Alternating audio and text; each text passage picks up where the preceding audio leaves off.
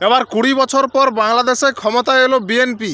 17 বছর লন্ডনের স্বেচ্ছা নির্বাচন কাটিয়ে জন্মভূমিতেই এসে বাজিমাত।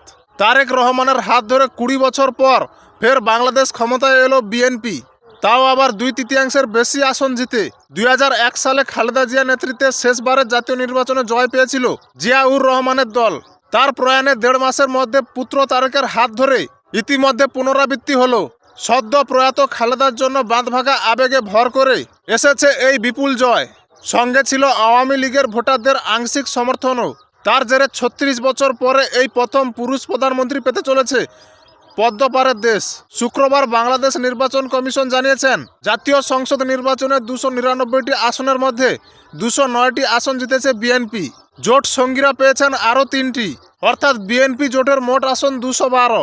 68টি আসন পেয়ে দ্বিতীয় স্থানে জামাত। তাদের সঙ্গে জোট গড়েছিল ছাত্রদের দল, এনসিপি সহ আরও 10টি রাজনৈতিক সংগঠন। সেই 11 দলের জোটে 77টি আসন। তবে খালেদা জিয়ার পুত্রের শপথ গ্রহণ নিয়ে কিঞ্চিত জটিলতা রয়েছে। সংসদের বর্তমান স্পিকার আত্মগোপন করেছেন, ডেপুটি স্পিকার কারাবন্দী।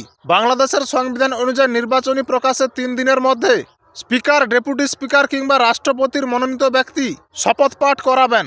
ফলে তারেকের শপথ হতে পারে মঙ্গলবার। তাই তার আগে এখনও কোনো বিজয় মিছিল হচ্ছে না।